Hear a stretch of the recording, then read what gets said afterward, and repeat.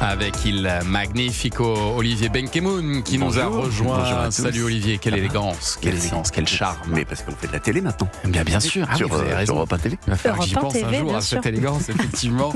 On va parler cinéma avec vous tout à l'heure. Et puis il y a la grande Sophie qui viendra chanter en live en fin d'émission. Et alors quel bonheur d'accueillir une grande romancière, auteure de Noé et moi, de Rien ne s'oppose à la nuit, d'après une histoire vraie couronnée du prix Renaudot, ou encore le fameux Les enfants sont rois.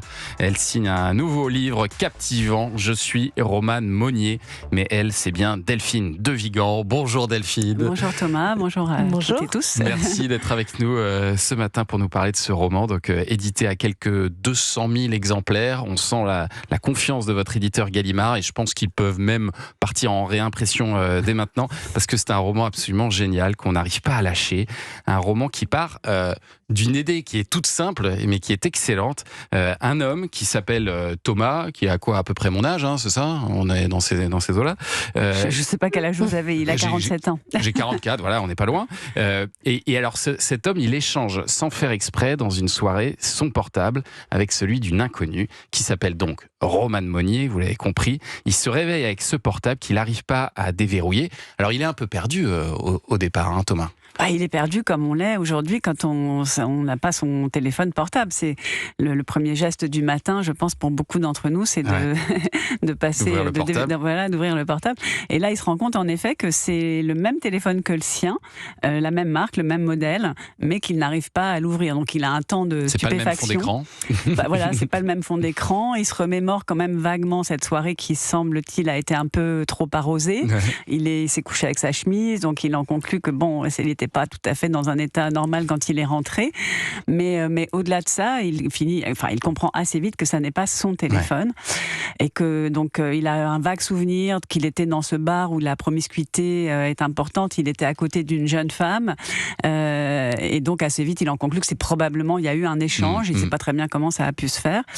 Et donc il arrive à l'appeler. Voilà, il arrive finalement à la joindre sur son téléphone à lui, bien sûr. Et là, il comprend au cours de cette conversation un peu étrange. Elle lui dit...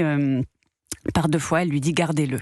Je vais vous rapporter votre téléphone, en gros, mais je ne vais pas récupérer le mien. Voilà. Et non seulement elle le lui laisse, mais elle lui donne les codes d'accès pour entrer dans le téléphone et y voyager. Ça, c'est ça qui est encore plus surprenant. Elle lui donne son code PIN, le code d'accès. Donc voilà, gardez mon téléphone, faites-en ce que vous voulez. Parce qu'aujourd'hui, il n'y a rien de plus intime que nos téléphones portables. Et donc on se pose forcément la question, qu'est-ce que je ferais de ce portable? C'est assez tentant de fouiller pour en savoir plus sur cette personne qui n'a pas l'air de tenir à cet objet qui est ultra personnel. C'est vrai, l'objet qui renferme le plus d'infos sur nous. Et du coup, ce téléphone, ça va devenir une obsession pour lui. Oui, sans doute, parce que d'ailleurs, ça arrive à un moment de sa vie qui est un petit peu vide. On le comprend assez vite, sans en dire trop, il a élevé seul une fille qui est devenue une jeune adulte, qui est partie. Il a une petite affaire de reprographie qui marche pas trop mal. Il est sans doute un peu dans un tournant, un moment en tout cas où il lui faut trouver un nouveau souffle, de nouvelles perspectives. Et voilà. Et il va se plonger chaque soir dans ce téléphone qui n'est pas le sien, développant en effet une espèce d'obsession, d'addiction, mais parce que c'est assez vertigineux, parce que finalement il essaye de comprendre pourquoi elle lui a confié à lui, pourquoi une jeune femme de 29 ans lui confie toutes ses traces, parce que c'est vraiment ça dont il est question. Qu'est-ce qu'elle a voulu lui dire, ou à quoi elle n'a pas pu renoncer finalement en lui laissant ce téléphone. Voilà. Et c'est vrai, je disais que c'est une formidable idée parce que ça pose beaucoup de questions sur tout ce qu'on donne au monde numérique aujourd'hui. Delphine de Vigan, j'ai regardé, moi j'ai 27 553 photos et vidéos dans mon portable, j'ai plus de 30 000 emails, 473 notes, des milliers de messages de WhatsApp, sans compter le compte Instagram, Twitter, compagnie. Enfin, c'est délirant tout ce qu'on donne. Et je pense qu'on est tous à peu près au même niveau, au même stade. Notre seule limite, c'est la limite de stockage. Voilà. Et d'ailleurs, on est qui grandit d'ailleurs. On est devenu incapable en plus de trier tout ce bazar. Mais en fait, c'était ça aussi qui m'interrogeait beaucoup, parce que bien sûr, on a tous cette utilisation du téléphone qui est très intensive, on va dire, en fonction de nos métiers, elle l'est plus ou moins. Mais ce qui m'intéressait, c'est que le plus intime, finalement, puisque nos téléphones contiennent nos conversations avec nos amours, nos amis, nos parents, nos enfants, etc. Toute cette partie la plus intime, elle est noyée, me semblait-il, dans une masse de données, d'informations semi-professionnelles, anecdotiques, inutiles. Et je me disais, mais qu'est-ce qui restera de tout ça? Parce qu'on s'interroge beaucoup, enfin on se dit beaucoup, oui, on laisse des traces partout, ce qui est vrai, mais est-ce que les traces les plus précieuses ne sont pas englouties par quelque chose finalement d'assez banal, d'assez trivial? D'ailleurs, il y a un moment où vous posez cette question, c'est vrai, je ne me l'étais jamais posée, mais que deviennent les portables des personnes décédées? Qu'est-ce qu'on en fait, toute cette masse d'informations? Oui, bien sûr. Et comment est-ce qu'on s'autorise justement à regarder dans le téléphone de quelqu'un qui est mort aujourd'hui, sachant que, encore une fois, ça contient des choses très très intimes. Et je ne parle pas des notes, parce que beaucoup de gens maintenant aussi prennent des notes parfois assez intimes sur leur téléphone, des échanges de messages vocaux, etc. Un jardin secret probablement que nous avons dans nos téléphones. Qu'est-ce qu'on en fait? Est-ce qu'on s'autorise à regarder? Est-ce qu'on a le code? Est-ce qu'on l'a pas? Si on l'a pas, est-ce qu'on essaye de malgré tout de le contourner?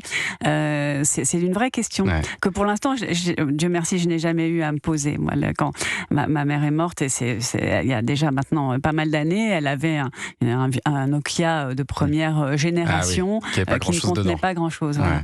Et alors, votre héroïne, Romane Monnier, en tout cas celle qui est sur la couverture de votre livre, elle a 29 ans. Il se trouve que je crois que vous avez une fille qui a à peu près cet âge-là. Il y a 30 ans. 30 ans, voilà. Est-ce que vous lui avez posé des questions sur son usage du portable, sur les applications qu'elle utilise? Parce que on sent que vous avez cherché dans ce livre à être au plus proche d'une femme de cet âge-là.